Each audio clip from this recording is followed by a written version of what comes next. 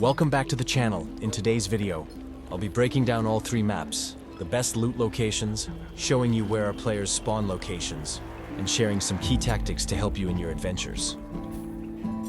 Ever wonder why the maps change every time you play? That's because Kingdom Lotha has 3 different maps. Each one has a different layout and offers unique loot opportunities. Let's start with an overview of each map. Map 1 stands out from the other 2 maps due to its unique locations and numerous main loot spots. Compared to Map 1, which has a lot of main loot spots, Map 2 only has 3, so getting good loot can be a bit tougher and more competitive. Meanwhile, Map 3 is the least rewarding for looting, as it only features 1 main loot spot, making it even harder to come across valuable treasures. Now, let's take a look at the locations of the main loot spots on each map. Let's start with Heraldry Court, a location that appears on every map. If you're lucky enough, you might find a griffin statue, a mythical treasure in this main loot spot.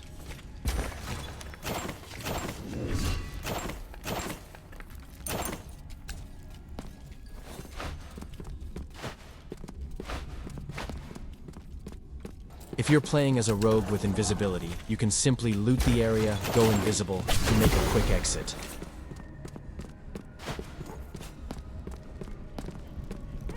Next is the Coffin Chamber, which only exists in Map 1 and Map 2. The main loot can be found in a hanging coffin, and you can unlock it by activating the 4 chains around the area.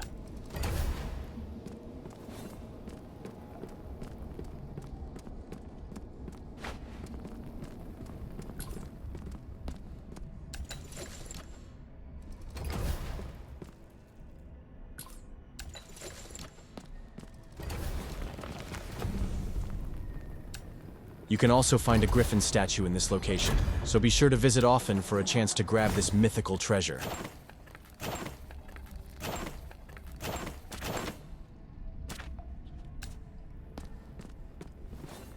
If you're a rogue with a double jump, you can just lure a mob and jump over it and loot the treasure without unlocking the 4 chains.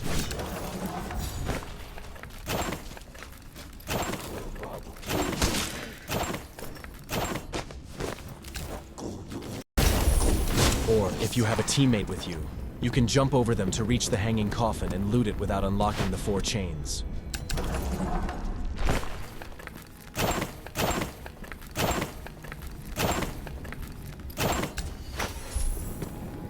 Next up is the Audience Hall, which also only exists in Map 1 and Map 2. The main loot here is the throne, and if you're lucky, you might find a champion's chess piece, a mythical treasure. Instead of clearing the area to loot the throne, you can simply jump on the side and loot it without dealing with the enemies.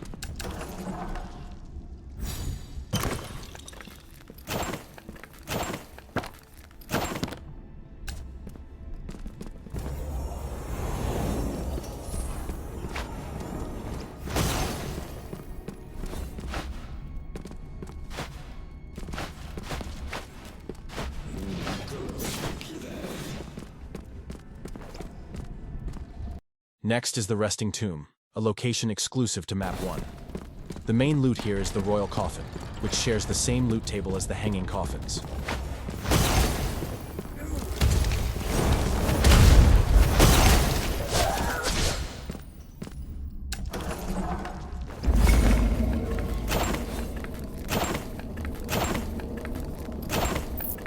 This main loot location is only available in squad mode. If you're playing solo, the Royal Coffin will be replaced with a Stone Coffin, which has lower tier loot.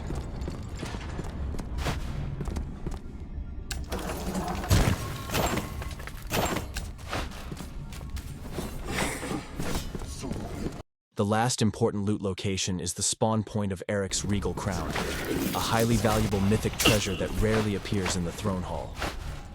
The Throne Hall exists in every map and is always located at the center. Since it's a treasure spawn point, many players head there, making it a hotspot for intense battles.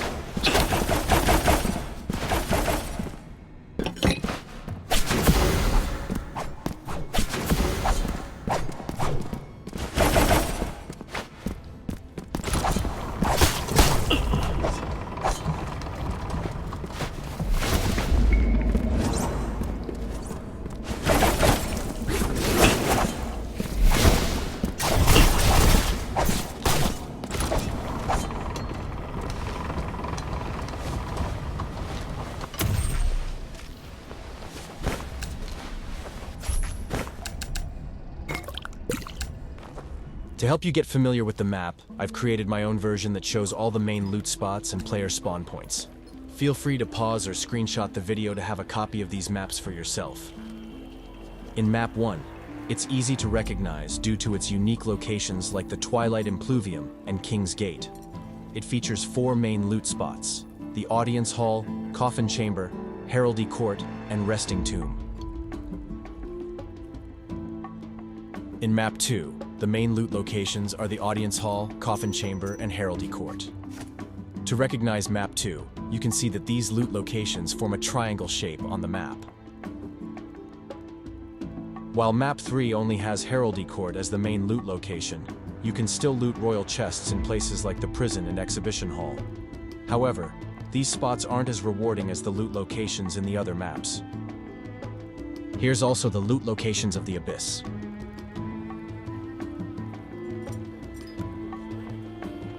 Here are the player spawn points for each map. By familiarizing yourself with these spawn locations, you can plan your rotations and even set up ambushes to catch your enemies right at their spawn.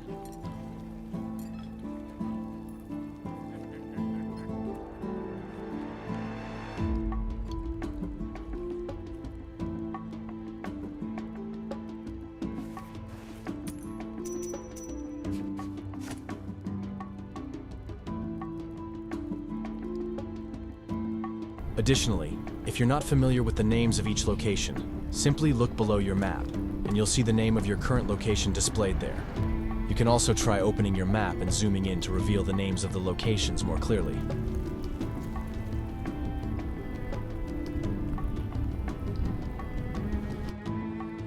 Now that you've learned this information, let me show you some clips of how I use it on the battlefield. As you can see, I'm in Map 2, and the nearest main loot location is the Audience Hall.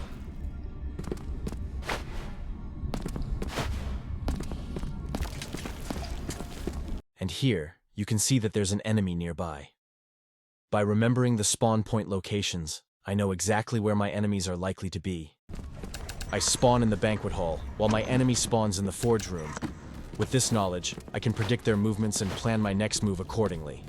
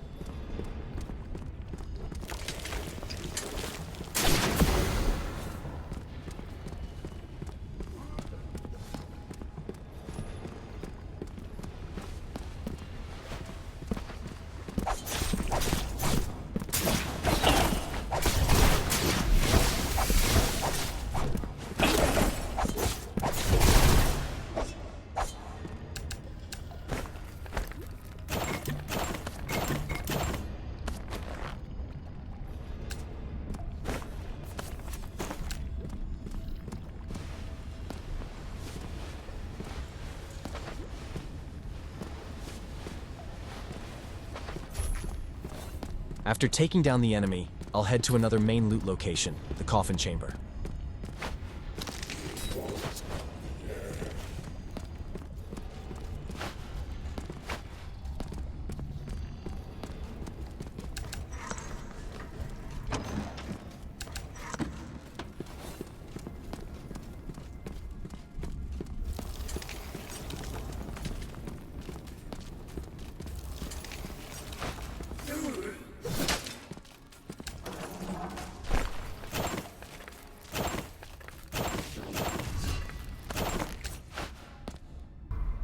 Here's another clip.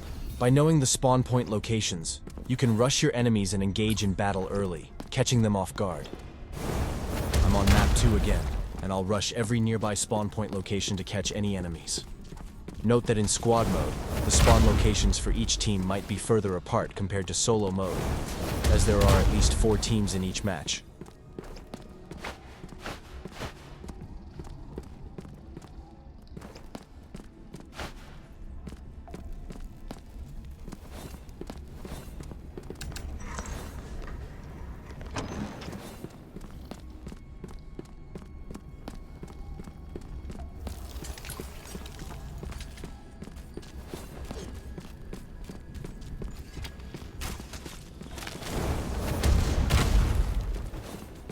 Here, I spot one enemy who likely spawned in the royal wine cellar.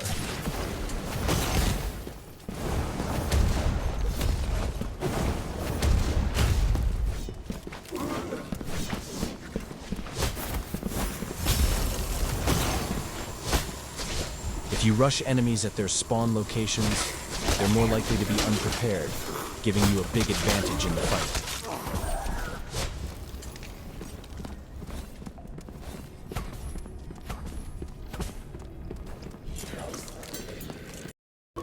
Now that you've seen how knowing spawn points and loot locations can give you the upper hand, make sure to use this knowledge to dominate the battlefield. Whether you're solo or in a squad, always stay 2 steps ahead of your enemies. Thanks for watching.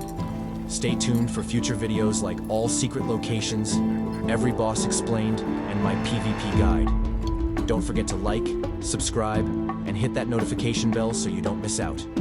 See you in the next battle.